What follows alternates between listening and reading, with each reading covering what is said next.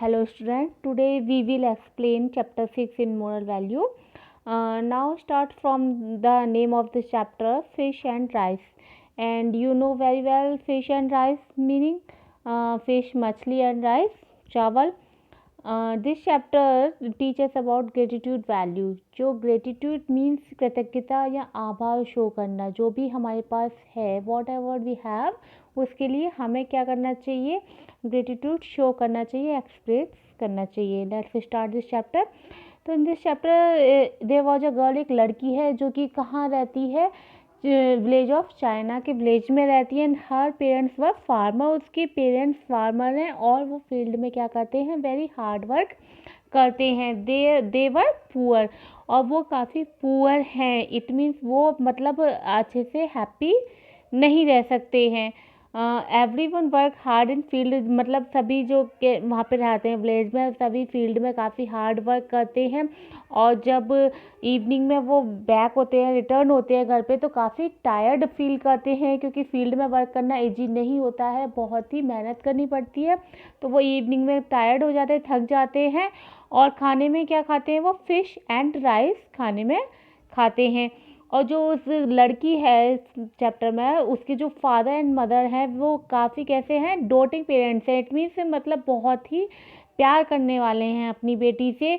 उसकी जो मदर है, जो अपनी बेटी के लिए जो पुराने ओल्ड रैक्स होते हैं, यानी फटे हुए फटे पुराने कपड़े हैं, उनसे क्या बनाती है, डॉल बनाती है. And her father made a little wooden bed, उसके लिए मतलब लकड़ी के बेड बनाते हैं उसकी डॉल के लिए. और उसके टॉयज जो होते हैं लड़की के, क्या किचन टूल्स ही होते हैं मोस्टली. किचन टूल्स के मैं कह सकते हो आप, कंटेनर्स हैं पुराने, ये सभी इन्हीं से वो खेलती है, यही उसके टॉयज हैं. और the girl would play with her doll and make up stories about adventure. और जो गर्ल है वो अपनी डॉल के साथ खेलती है और क्या करती है, स्टोरीज बनाती है, मतलब इमेजिन करती है कि उसके पेरेंट्स क्या हैं, रिच हैं, और वो मतलब इसी चीज़ की ड्रीम्स देखती है कि वो खाने में इसी तरह का फूड खा रहे हैं कि जो कि किंग और क्वीन खाते हैं, उसी टाइप के वो फूड खा रही है. और वहाँ पे हॉर्सेज वगैरह की इसी तरह से स्टोरी को वो इमेजिन करती है. और फिश और राइस को वो इमेजिन नहीं करती है. लेकिन तक अचानक में क्या होता है, जब मोस्टली मतलब अक्सर ही ऐसा होता है कि जब उसके खाने में प्लेट में फ़िश और राइस आते हैं तो वो अपना मुंह बनाने लगती है और अपनी मदर से कहती है इस बात के लिए कि मतलब उसको वो मतलब उसकी मनपसंद चॉइसेस जो डिलीशियस वो होती हैं, जो भी रेसिपीज है, मतलब जो भी खाना है, वो उसे क्यों नहीं मिलता है. और वो फिश और राइस से बोर हो गई है. मतलब जिन चीज़ों के बारे में टेस्टी उसने सुना है, उन वो सिर्फ उसे सुनने को ही मिली है, कभी खाने को नहीं मिली है. वन विंटर तभी क्या होता है कि snow came early and stay for a long time, मतलब बर्फ़ पड़ने लगती है ठंड में, और मतलब लॉन्ग टाइम के लिए रहती है, ये नहीं कि एक दिन हो गई, 2 दिन हो गए, मतलब लगातार काफ़ी समय के लिए पड़ती रहती है. और क्या होता है कि सभी और उसके सभी मतलब जो उसमें रहते थे विलेज में, सभी पर्सन और उसके पेरेंट्स भी लड़की के also store rice in facts kept safely away from rat and mice. मतलब वो उन्होंने अपने घरों में क्या कर लिया था, चावलों का स्टॉक करके रखते थे, जैसे आपके यहाँ भी जैसे राशन ले आते हैं, रख लिया जाता है इकट्ठा करके कि 1 मंथ का कि 2 मंथ के लिए. इस तरह से उसके यहाँ मतलब चावलों को, राइस को इकट्ठा करके रख रखा था सेफली बोरों में, जी किससे बचा के, चूहों से बचा के सेफली रख रखा था. और जब ठंड हो गई थी, जब बर्फ़ पड़ रही थी लगातार कंटिन्यू बहुत दिनों तक, तो वो क्या हुआ था कि वो किसके लिए नहीं जा पाए थे, catch fish in the cold wintry weather, क्योंकि ठंडा मौसम था, तो उसकी वजह से वो फिश कैच करने के लिए, फिश पकड़ने के लिए नहीं जा पाए थे. कि और राइस तो उन्होंने स्टोर करके रख रखे थे, तो राइस तो उनके पास थे, तो इसलिए उनके खाने में क्या फिर बना, only rice. As the day went by the girl start missing her plate of fish and rice. और जब उसे खाने के लिए डेली तो क्या मिलता था, फिश और राइस, और वो उसके लिए भी क्या करती थी, मुंह बनाती थी.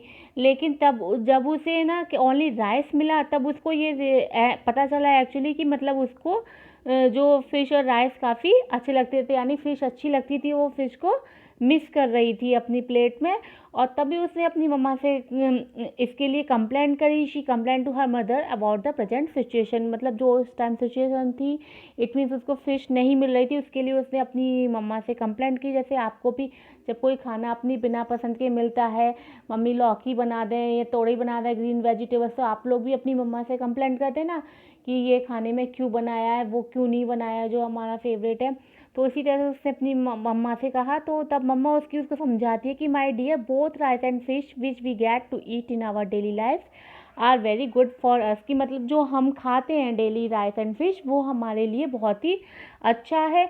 और बहुत पर्सन ऐसे हैं कि जो कि उसको मिस करते हैं और उनके पास ये नहीं है एनफ खाने के लिए, और can you imagine how hungry they must be, वो मतलब कैसे भूखे रह सकते हैं, तुम ऐसा इमेजिन कर सकती हो। और अब तुम फिश को मिस कर रही हो, तुम राइस की ओनली खाने को मिले हैं, तो तुम्हें जब पता चल रहा है कि हाँ फिश को तुम्हें अच्छी लगती है।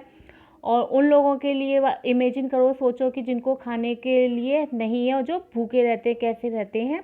और हमें क्या करना चाहिए, we must be grateful for what we have, हमारे पास जो कुछ है हमें उसके लिए ग्रेटफुल होना चाहिए, उसके लिए आभार व्यक्त करना चाहिए। You must learn not to complain about these things that cannot be changed.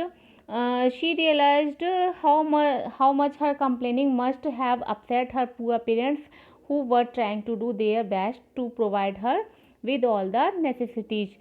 तो जब उसकी मम्मा उसको समझाती हैं कि हमारे पास जो कुछ है उसके लिए हमें मतलब खुश होना चाहिए, आभार करना चाहिए, व्यक्त करना चाहिए। और तो अब उसको ये रियलाइज़ हो जाता है उस लड़की को कि जो मैं अपनी मम्मा से वो कंप्लेंट कर रही है, उससे उसने क्या किया है, अपने पूरे पेरेंट्स को हर्ट किया है, उन्हें अपसेट किया है। ऐसा उसे नहीं करना चाहिए था। जबकि उसके पेरेंट्स क्या करते हैं, अपना बेस्ट करते हैं, उसको सारी ज़रूरत की जो भी ज़रूरी चीज़ें हैं उसको देने के लिए, उसको प्रोवाइड कराते हैं, उसके लिए अपना बेस्ट करते हैं, वो जितना कर सकते हैं। हाँ, आप सभी के पेरेंट्स भी यही चाहते हैं, आपको जो चाहते हो आपके लिए वो पूरी कोशिश करते हैं करने की। तो इसी तरह से उसके जो पेरेंट्स थे वो उसको सब कुछ देते थे जो इतना वो कर सकते हैं। तो इस बात का उसे लड़की को रियलाइज़ हो जाता है कि उसने अपने पेरेंट्स को हर्ट किया है। And humility sat in the end she was happy with what she got and never complain again. और वो इस बात के लिए प्रॉमिस करती है, इस बात को एग्री करती है कि वो फिर कभी दोबारा से क्या नहीं करेगी, अपने पेरेंट्स से कंप्लेंट नहीं करेगी। And the winter was over, fish became available again. और जब विंटर चली जाती है तो फिश दोबारा से उसको मिलने लगती है। गर्ल और उसकी फैमिली क्या हो जाते हैं, खुशी खुशी उसको फिश को, राइस को खाते हैं। और लास्ट में फिर क्या होता है, वो लड़की को ये जो उसने की मम्मी ने उसको बताया था, समझाया था, वो उस लेसन को, उस पार्ट को, सीख को हमेशा लाइफ में याद रखती है। She never forget the lesson और contentment she had learn from her plate of fish and rice. जो अपनी उसने फिश और राइस की प्लेट से जो लेसन उसने सीखा था, जो पार्ट उसको सिखाया गया, उससे वो क्या होती है, अपनी लाइफ में हमेशा के लिए उसको याद रखती है। Now chapter have completed and I hope you have been understood very well. And the moral of this chapter is that appreciate and gratitude the people in my life, parents, siblings, teacher and friends. जो भी आपकी life में आपके parents हैं, आपके siblings हैं, brother sister हैं, teachers हैं, फ्रेंड्स हैं, सभी के लिए आपको कैसा होना चाहिए, ग्रेटिट्यूड रखना चाहिए, आभार रखना चाहिए, उनके लिए खुश होना चाहिए कि हाँ ये आपकी लाइफ में है। And work hard for what you don't have, but be grateful for what you do. It means आपको वर्क हार्ड करना चाहिए, आपके पास जो नहीं है उसके लिए आपको कोशिश करनी चाहिए, बट जो भी आपके पास है उसके लिए भी आपको हैप्पी होना चाहिए एंड ग्रेटफुल होना चाहिए। So again read this chapter and if you have any problem you may ask me. Thank you and have a nice day.